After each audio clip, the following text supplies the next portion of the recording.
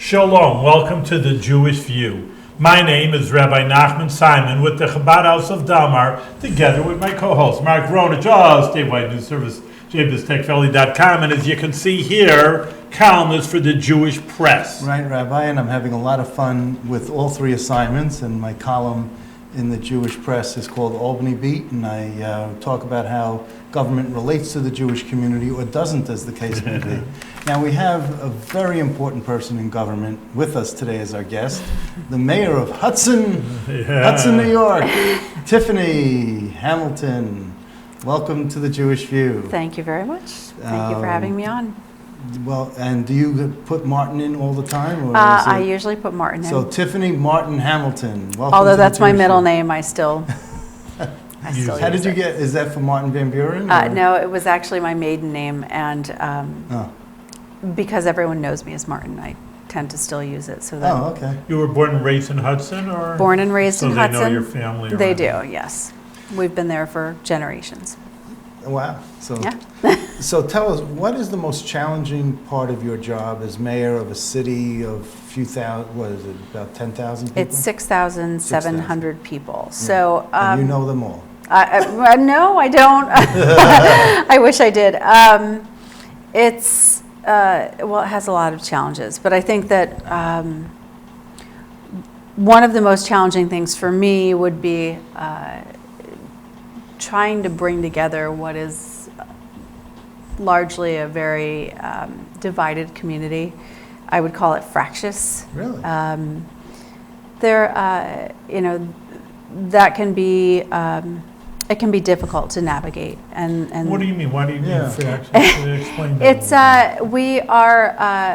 we're a town that has gone through a lot of change in the last few decades. For the positive, it seems. It definitely for the positive, but there's very serious implications for people who have been there for generations. There aren't as many employment opportunities, so many families that were able to live there 20 years ago can no longer afford to buy houses, they can no longer afford rent, and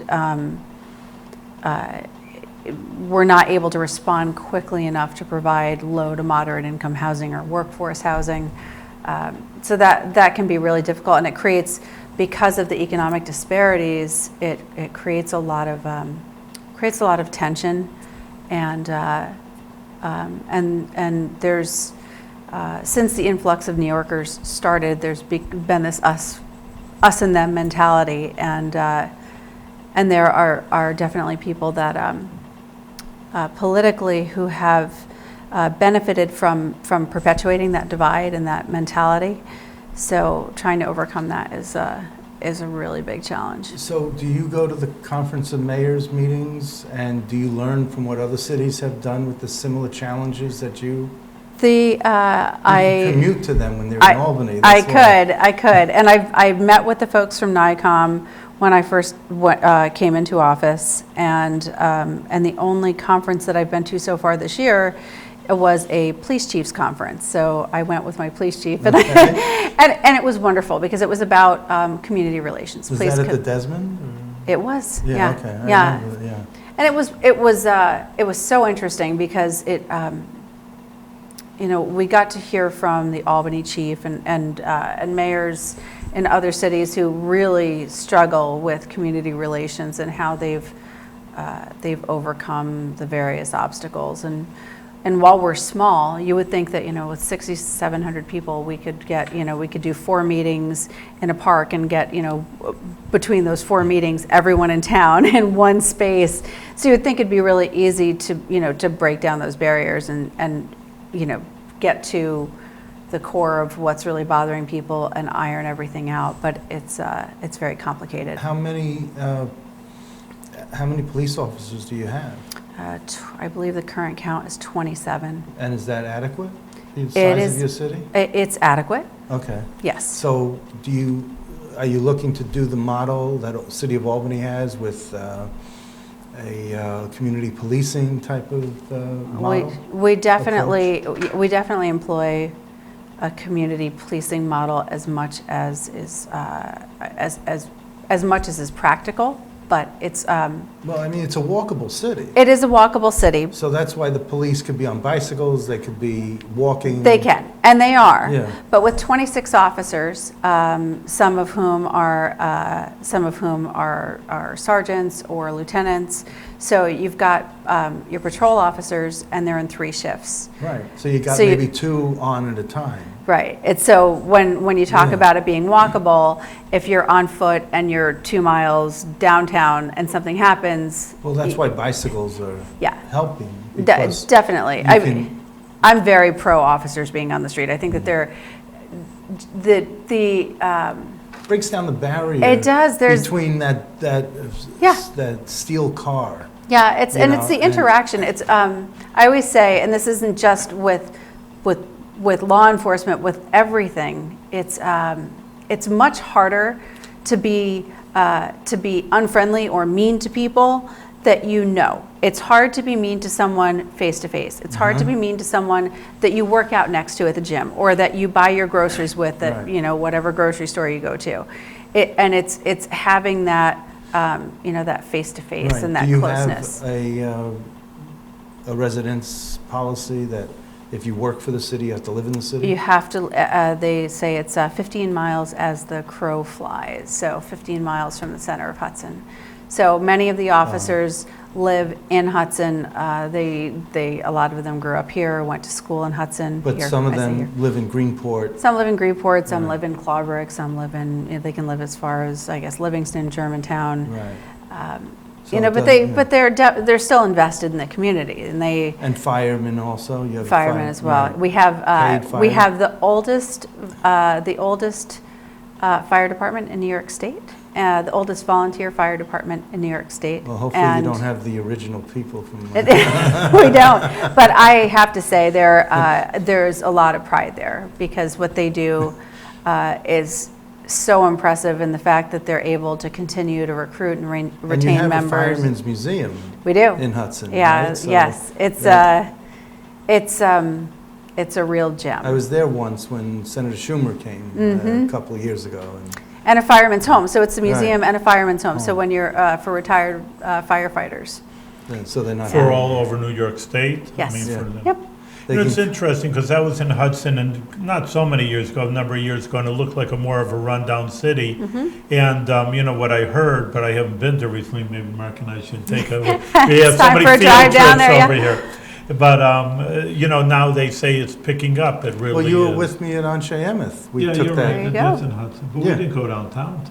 Oh, I didn't get lost? No. I got lost coming here, if that makes you feel any better. But that's how I learn the city, is I get lost. And I don't mind I don't panic, It's very compact, so Yeah. it's easy to get around. But Hudson, it struggled for a long time, for sure. When industry moved out, there were a lot of empty buildings. I can remember in the late '80s and early '90s, there was a glut of buildings. You could have bought a brick, Yeah. multi-story building on Warren Street for $30,000, and people would, kill to be able to do that at this point, because now you're paying, $500, $800, $1 million for a brick building on Warren Really? Street. So it's very different. Because the influx of New Yorkers, you're thinking? Yeah, and also because we've built a really unique, special community there. Well, between the wine merchants and the antique Yeah, dealers right, and the whole design community Right. and the art community. And The now there's and a now you very have vibrant that- music scene. Right, and what's the museum that hall that you're renovating? I'm sorry, I forgot Which I hall? went in there. There was the Armory that was No. just renovated. Keep going. It has a balcony, they had plays there. Oh, okay, this is Marinas Building. Okay, that's, it used to be the tennis courts. It was a building that had tennis courts, then it was community theater, then it was a bar in the 80s, and it was a bar again in the 90s for a while. And Good. now it's been set aside for Theater. an Institute of Performance, Yeah. performance And what's art. the name of the building? Because it has a famous Marina Abramovich. Marina Abramovich. So it'd be the MAI, her institute, and she's been looking to raise, I've heard, up to $30 million to redo the building. It's a really significant project. It's phenomenal if you look at it in its entirety, but it's about being able to do really substantial durational pieces. So being in something for 30 hours, where you go in and you're in a chair and you experience this the work, and then if you fall asleep, you're wheeled out in your chair, and they bring you into a separate room and then bring you back in. But right now, it's all very much an idea and not a reality yet. But isn't there like a stage area with a balcony There that got is, roped off? yeah. because Oh, it and was the too Opera dangerous? House, that's Thank what you. you're talking Thank about. you, Okay, yeah. so there are two. Yes, there is the Hudson Opera House, and I Hudson would be Opera remiss House. in not mentioning the Hudson Opera House. They are in the midst of an $8 million renovation. Right. The building was really dilapidated in the 80s. I actually I worked for a real estate company that owned the building, and I can remember walking through it back in the day, and it was pigeons and, But the acoustics, I understand, are very good. they're If it's- phenomenal. And the yeah. lighting. Right. So the auditorium is just a beautiful space. And Because I walked through there, and I always say signs are suggestions, and they say do not enter, so I open the door. you sneak up the back, That's right? Yeah, exactly. So because I wanted to see what this was like, and it's really phenomenal that you have this treasure in the city of Hudson. And I would never- it who was would've built, thunk it was the Opera House, it was City Hall, it's Right. been it was the police station, it's been a lot of different things. And not only is it a performance space, but they do a lot of programming for the community. Mm. They do a lot of children's programming, and I can't say enough good things about them. They're just such an awesome group of people. So as we're talking about the arts, and that's an important Mm-hmm. part of Hudson, you also have a community radio station, WGXC. Yeah, we were Close to chatting your about that heart, earlier. It is. We have WGXC, and GXC. And it's supported by the community, right? It They is. fundraise. They get do. money, They do a lot yeah. of fundraising, and they also they provide an opportunity for people to to express themselves, to be on the radio, who wouldn't otherwise have that opportunity. And it's I love it because it's pretty much anything goes. Do you have a Meet the Mayor program? on there, I or- don't, but I've been on a few times. So Uh-huh. I've been invited to something to talk about with Justin and Holly several times, and that's been really fun. So and how I've come been you don't have your own show? I mean, Mayor of Albany has a show, and her predecessor had the show, and it's a good idea. does it take wouldn't- up too much time? It doesn't. No? I don't think it would take up too much So, time. we It's should- actually a really good idea. All right, I'll co-host with you if you want. That'd be really fun. And I wanted to mention too, there are some other, other large spaces in Hudson that are being used, art spaces that are being used. Obviously, there are many galleries, and to go through the list would be, would take quite a while. But we And have leave someone out. But we have Basilica Right. down at the waterfront. It's an old glue factory that was repurposed as this, performance space, and it's really taken on a life of its But own. you had this fish market also. Wasn't that where the guy went belly up and left all the fish? And Local Ocean. Local Yeah, Ocean? there was Local Ocean. He's a Jewish guy. I don't know the details of that. I just know that they got a pilot and then it didn't work. So that was a really he left important. you And that with was all the that was fish. Greenport, right? That's Greenport, not Hudson. So I can't necessarily comment on that. But I see. it was. They were. So close. It was just over the Greenport line, the town line. They were a great employer. They were paying a living wage to people. So it was sad to So see did the them go. restaurants take the fish, or? I don't know. We have a lot of other local treasures too. So we've got Basilica. Yes. We've got the Second Ward Foundation. They purchased an old school building that was later the sheriff's department, and they're now turning that into a space that'll be used for studios and artists in various ways.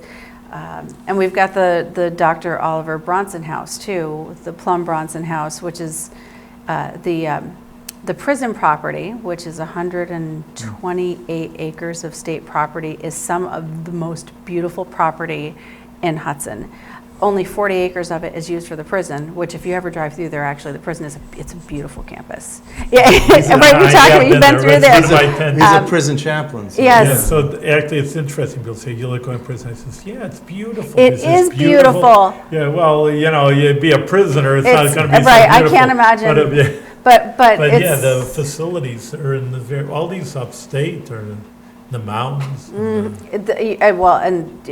it's really a stunning piece of property, and No, the maybe Plum Bronson House sits They on talk that. about Sing Sing, though, now that I'm thinking about it, is that it's such a nice property in It is. Westchester County that they want to make condos out of it. But really, the yeah. truth is, that it's such a prime property. Probably nowadays, if they would just turn it over into I think something technology campus, my brain, that's So- that's always waste been one of of. money on a prison when it's such prime territory. It is.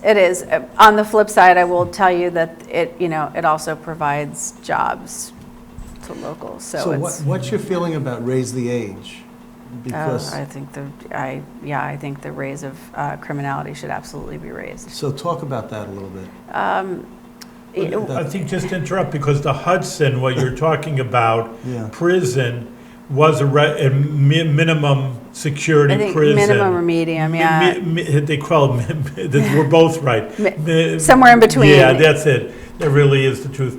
And because some mediums are stricter than that. But then they turned it over because the governor said, hey, listen, there's 16, 17-year-olds, even though they're majors, they're grown up, but come on, they're not really grown up, they're Right. still kids. Right, they're not good for general population in a normal So prison. they made system. Hudson now, instead of just a regular prison, that now they're making it into a 16, 17-year-olds. But I just want to tell you, I've been in these places, and you think they're like little kids. They're big, they're brawny, They're tough over They there. are- Don't- they are, but- Don't think they're tough, but I mean, they're still very, very immature. That's the issue. Well, that's the whole thing. You think, it's. Brains, no brains, brawn. Right. Brawn and no brains. Yeah. And it's hard to, it's really hard. You'll look at a 17-year-old kid and think, God, he looks like he's 20. Yeah. But then if you start to think about the fact that that brain development really doesn't complete until somewhere, especially the part of the brain that deals with impulse control, doesn't fully develop until somewhere for males between the ages of 25 and 28. And these are kids. Right. So they look like grown adults, but in fact they're children. And I am not of the mind that prison rehabilitates anyone. I don't think that anyone goes to prison and comes out a better person. I would rather see youthful offenders go through more of a rehabilitation route and a training route, and seeing youthful offenders. Yes, everybody, if you commit a serious crime, you need to understand that there are circumstances, but also give them opportunities, give them learning opportunities and mentoring opportunities and apprenticeship opportunities, just ways so that when at the end of the program, they have somewhere to go. Because a lot of times what happens is you come out even as a youthful offender and it's a cycle. It's a high recidivism. Right? Very, yeah. So do they, when the prisoners come out of a state correctional facility that's local for you, do they stay in Hudson, and then does your crime rate go up? Many are generally absorbed into Hudson. Our crime rate is, I would say, if you look at the statistics for the last year, the number of crimes and calls has gone down, so that's really encouraging. The one area that we have seen an increase, and I've talked with Chief Moore a lot about this, is in domestic calls. So that there are a lot of things that are tied up into that. I think that the high rate of drug use in Columbia County is a direct contributor to that. I think that a lack of employment opportunities for people that aren't highly educated contribute to that. There are a lot of different things. There are a lot of stresses that affect families that that unfortunately play out in really negative ways. What's the city budget total? The city budget total, including water and sewer, is around $13 million. Okay. Is that adequate? Do you have a balanced budget, or are you in We do have a deficit? balanced budget. Can you show the mayor of Albany how to balance the budget? You know, I would say that 10% of Albany's her come a long way, though. But she's 10% of the budget's been out of whack for several years. She's so. dealing with, she was dealt a very difficult hand. Well, And I She knew commend. that coming in. Yeah. Well, you know, nobody goes into this thinking it'll be easy. Hudson has a healthy fund balance, so we're fortunate. We also, that is in part due to, I give credit to our city treasurer. She is, she's really on top of things and is good at keeping your things city, in line. Does the city council change much of the budget as you propose it? No, historically. So the way it works is we just passed our deadline. Our city charter dictates that all of the departments have their budgets for the following year to the Board of Estimate and Apportionment by September 10th. So it was actually yesterday. Okay. And from there, the BEA, we work on it for a while. We then present it to the council, and the council's deadline is November 10th. Do you have a budget director, or is the BEA your budget director? The BEA is really, we're the body that, it's myself, the Common Council President and the City Treasurer, and we work together to take the budgets that are, the proposed budgets that are submitted, and then you go through them. With a scalpel, not a sledgehammer. Yeah, it's this will be my first year doing it, and I just did. I just worked on the youth department budget with the youth commissioner, and recreation supervisor. I don't have a commissioner of aging, so I did that budget. I have my office budget to do. Do you have a finance background? Yes, Or are to you some getting extent. it So on I the have job? I have an operations background. So I worked in technology for 20 years, and most of what I did was so that encompasses human resources and finance and business management, general Which leads operations. in, why did you want to become a mayor? Because I am insane. Or at least your family might think so. They absolutely think so. I never thought, this was not something that I ever thought that I would do. I was in the private sector. I began in nonprofits way back when, but worked in the private sector for what seemed like forever. And I decided to run for mayor because I felt like progress was being thwarted, impeded. I mean,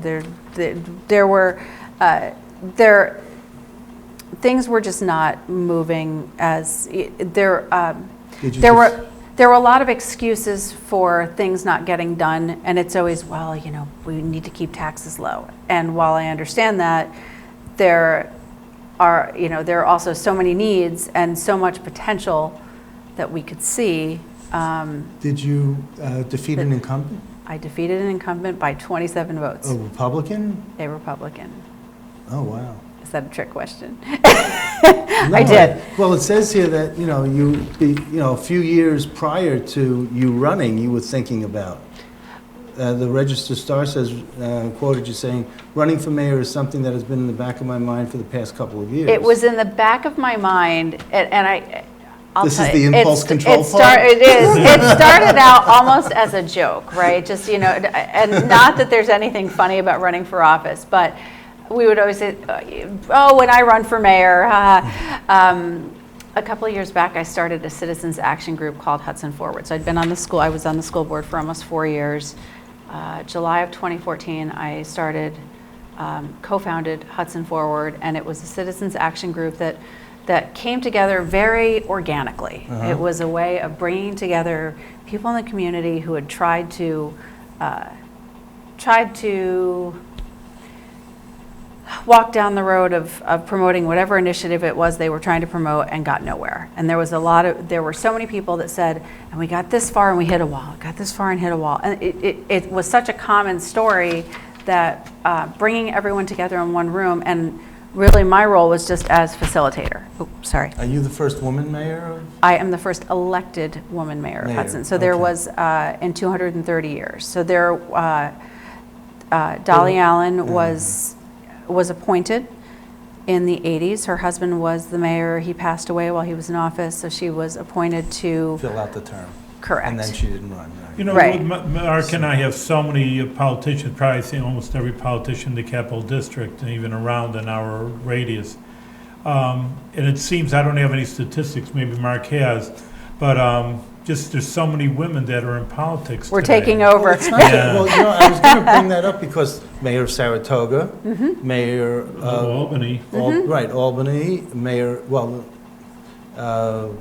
you got the City Council President of Troy, Right. Our city council president. your City Council President, Some of the your county mayor, legislators you across got the, your Assemblywoman, Dee Dee Barrett. I mean, there's women Senator, are yeah. taking over. And I don't, and even in the state legislature, when you look at the legislative bad apples, there are just so few women who are bad apples. There are some, but there are so few women that are legislative bad apples. Is this like a trend that, women are more honest? They stay out of trouble? They do things more conservatively? I don't know. I don't know that it's any of those things. I don't think conservative fits you. No, probably conservative it's never been applied to me, Yeah. but I think it's more that, I've seen this not just in politics, but in the business world. I've always said it should be female executives negotiating the contracts, because in a room full of men, there are, the egos tend to take over, and it becomes I won't use the phrase, a bit of a contest. Yeah. And what I find with women is that we're a lot more willing to just sort of get to the heart of it, talk it out, and Yeah, but they say women are so much more emotional than men. I don't know that that's necessarily true. Having had the benefit They of say, I didn't say they say. it's the nebulous they. That's right. I think that also especially in the last few decades, we've been mothers, we've been Right. executives, we've been a lot of different things all at once. So we know how to be flexible, and we also know how to get things done.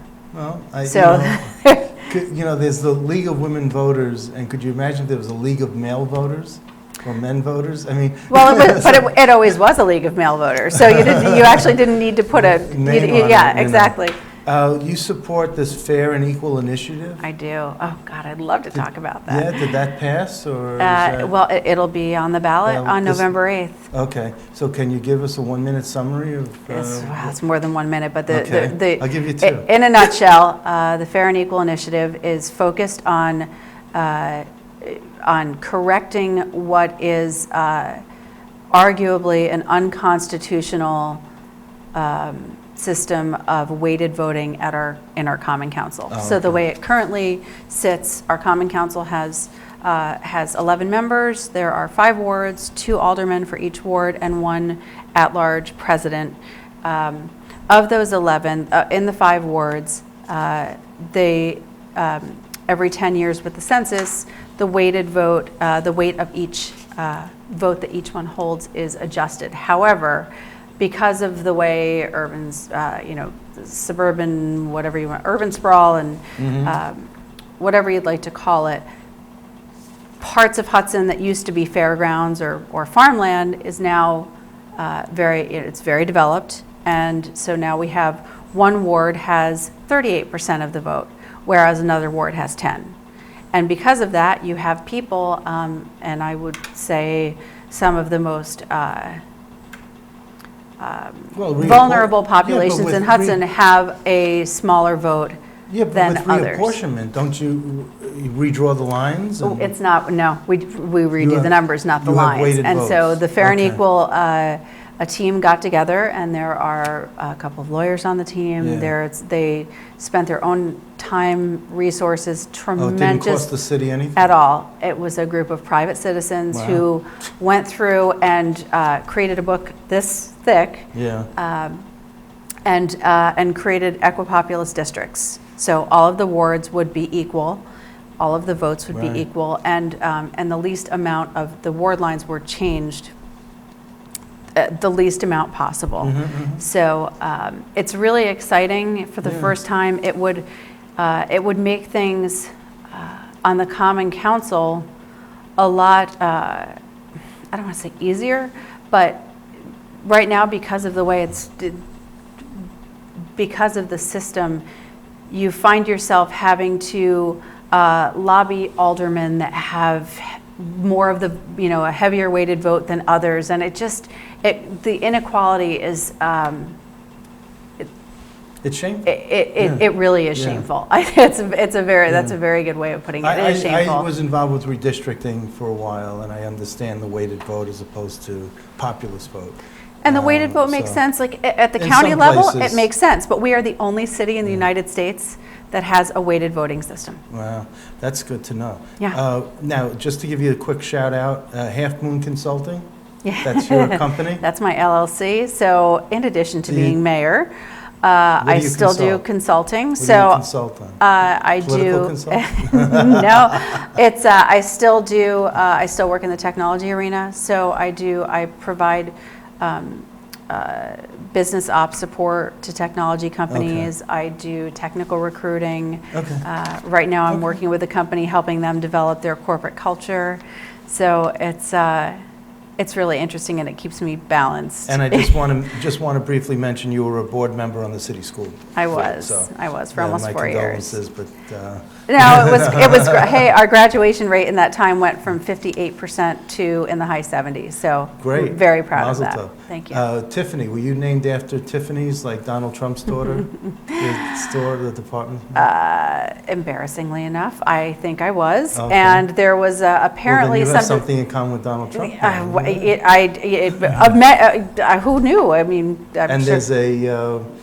there's a play on Broadway named after your last name, Hamilton. So Yes, look at yes. that. You got it was an easy name to remember. It was. It is, It's. you know, so- I don't know that it's a name that is necessarily. If I could go back and pick a name for myself, I don't know that would be it. But at least it's TIFF is very easy to remember. Yes, it All is. right, Okay. Mara, And it I fits think on a we're sign out of really time. well. Okay, we are, yes. Listen, Oh my Mary, goodness, you're doing thank great you. work over here in Hudson, and keep up the good work Thank you and do so it with much. good health. And thank you for having me Yes. on. Continued success. Thank you very much.